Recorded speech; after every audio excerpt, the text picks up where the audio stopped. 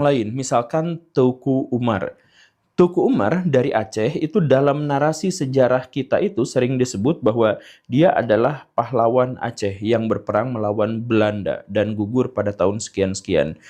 Strategi yang paling dikenalnya itu adalah berpura-pura berpihak kepada Belanda hanya untuk mengambil logistik dan senjata untuk kemudian diserahkan kepada para pejuang Aceh. Itu narasi yang berkembang dan sejak SD sudah diwartakan seperti itu.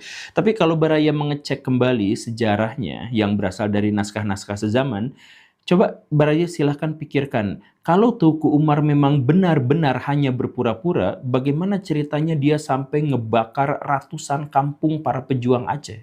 Dan bagaimana ceritanya orang Belanda yang terbiasa skeptis menyerahkan logistik perangnya kepada Teuku Umar? Dan kalau memang dia hanya berpura-pura, bagaimana ceritanya ada banyak sekali fatwa-fatwa bahwa Teuku Umar adalah kafir dan halal darahnya. Dan itu keluar dari para ulama Aceh pada waktu itu.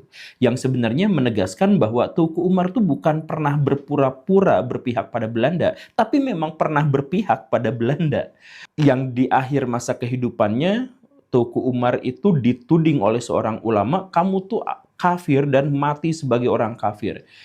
Teuku Umar menjadi panik karena dia takut masuk neraka dan karena dia masih mencintai agamanya, maka sejak saat itu dia bertaubat dan akhirnya berpindah haluan kembali mendukung perjuangan Aceh itu. Jadi sebenarnya bukan dia berpura-pura berpihak pada Belanda, tapi dia memang sebenarnya berpihak pada Belanda sebelum dia akhirnya taubat. Nah, narasi yang seperti ini, ketika saya sampaikan ini di ruang publik, mungkin akan ada banyak orang yang marah. Orang-orang Aceh mungkin akan menghardik saya dan sebagainya. Tapi ya Baraya boleh tidak percaya, tapi saya sarankan Baraya untuk mengecek sumber-sumber yang lebih dekat dengan naskah-naskah kuno dalam hal klaim pernyataan ini. Tapi intinya, karena pahlawan